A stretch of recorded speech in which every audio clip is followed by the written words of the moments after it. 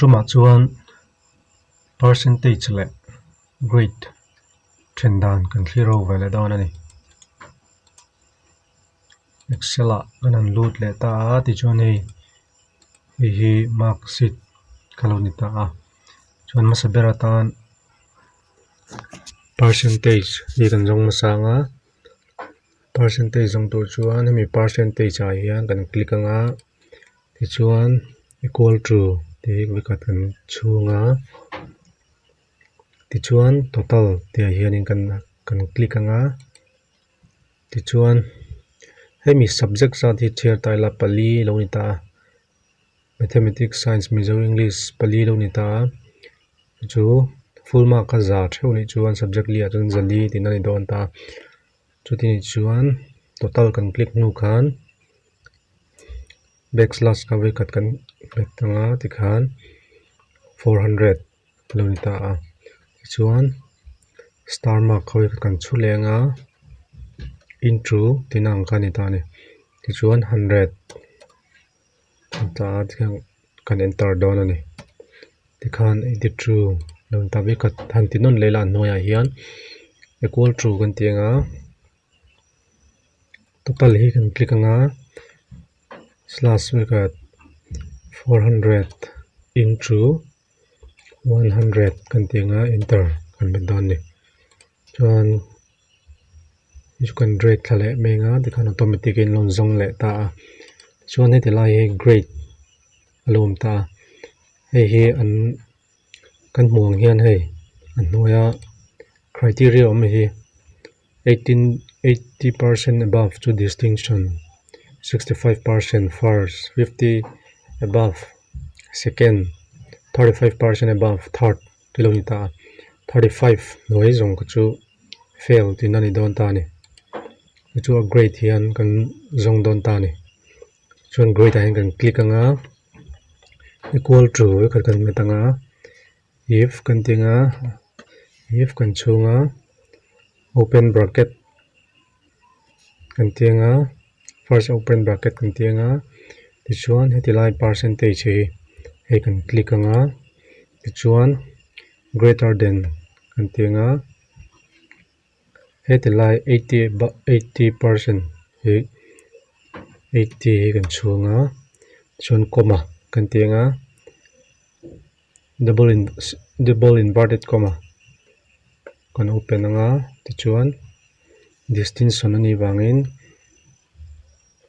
dist kan tinga ti chuan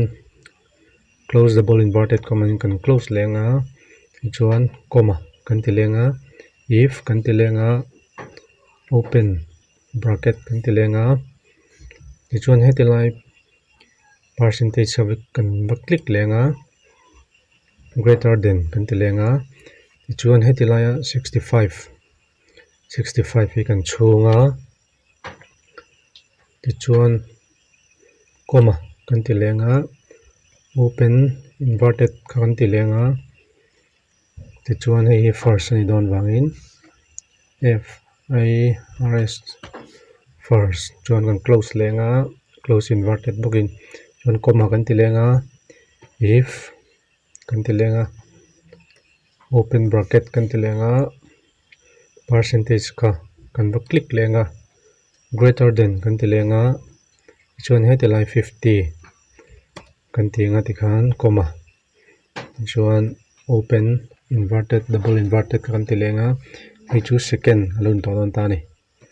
second alun ni lenga ti chuan kan close inverted lenga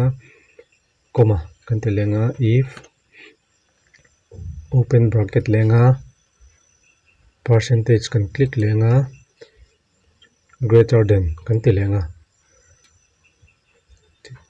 ti chuan heti lai 35 hi kan chu lenga comma kan ti lenga open double inverted kan ti lenga hi third ani ve don ta ni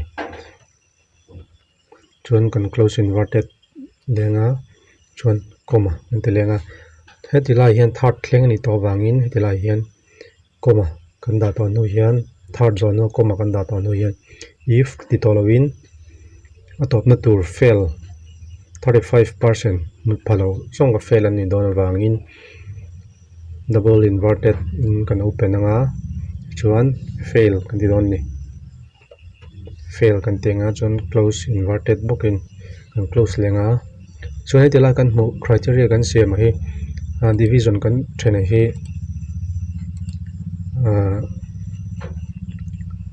pali lo ni ta ni pali lo ni ta chuti ni chuan hei pali ni chuan a close top bera close na tura hianin bracket close bracket khawaili kan ti don ani chuan khami kan thu zo to nu khan kan enter don ani khan masaber hi distinction lo ni ta inche khan pakhat kan zon chu to chuan kan rei thate nga ti khan an hoi berry fail ta first second an lo ni ta ni tuna tan chuan kan du tok le ri phot don ani